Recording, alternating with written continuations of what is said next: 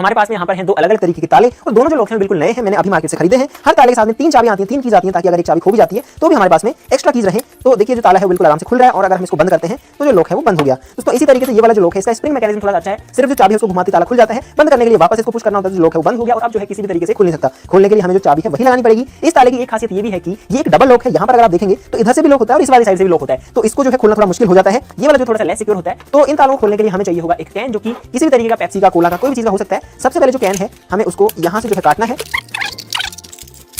तो इस पेप्सी के कैन को काट करके हमें कुछ इस तरीके की 2 स्ट्रिप्स निकालनी है और ये जो 2 स्ट्रिप्स हैं ये काम आएंगी हमारे डबल लॉक को खोलने में। सिंगल लॉक को खोलने में जो है सिर्फ एक स्ट्रिप जो है सफिशिएंट रहेगी। हालांकि हम यहाँ पर सिर्फ एक ही लॉक को खोलने वाले जो कि डबल लॉक है, ये वाला लॉक खुल जाएगा तो सिंगल लॉक को खोलना कोई बड़ी बात नहीं होगी। तो ये जो लॉक है इसको साइड में रखते हैं, क्योंकि इन स्ट्रिप्स में थोड़ा सा मॉडिफिकेशन अभी हमें और करना है। हमें क्या करना है कि इस स्ट्रिप को कुछ इस तरीके से काटना है और यहाँ पर जो है कुछ इस तरीके से काटना है। जो लंबाई है उसका अंदाजा आप लगा सकते हैं मेरे कटिंग को देख करके हमें कितनी लंबी जो है स्ट्रिप चाहिए।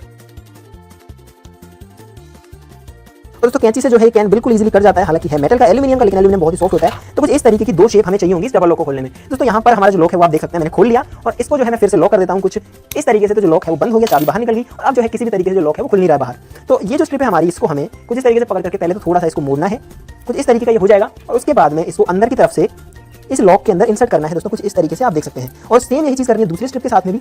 तो उस वाली को भी जो है इस तरीके से मोड़ करके अंदर की तरफ से हम इसके अंदर डालना है, क्योंकि जो लॉक्स है वो अंदर की तरफ से लॉक होते हैं।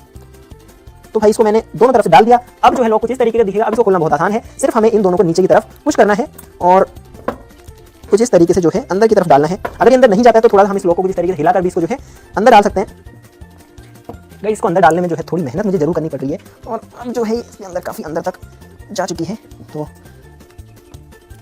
खोलने की कोशिश करते हैं और भाई ताला जो है वो खुल गया और मुझे लगता है कि ये शायद थोड़ा पहले ही खुल गया था। मैं इसको इस तरीके से नहीं कर रहा था, मुझे लगा कि अपने आप बाहर आ जाएगा, लेकिन शायद ये इसकी वजह से जो है फंसा हुआ था। तो आप जानते हैं कि ऐसा क्या होता है जिससे लॉक खुल जाता है इस मेथड से। तो भाई चीज़ बहुत ही सिंपल है, बहुत ही बेसिक है। हर एक लॉक जो है वो कुछ इस तरीके से लॉक होता है कि उसके यहाँ पर कुछ अटक जाता है, जिससे कि लॉक जो है वो बाहर नहीं निकल पाता। ये जो हिस्सा अंदर ही फंसा रह जाता है, यानी कि कोई एक ऐसी चीज होती है जो कि इसमें अटकी रहती है। और ये वाला हमारा जो मेटल का स्ट्रिप है ये क्या करता है, जैसे लॉक बंद है तो उस जो हिस्सा इसके अंदर इसको रोक के रखा है उसको ही वापस अंदर घुसा देता है, यानी कि फिर ये जो हिस्सा निकलने के लिए बिल्कुल बाहर फ्री रहेगा और बाहर आ जाएगा।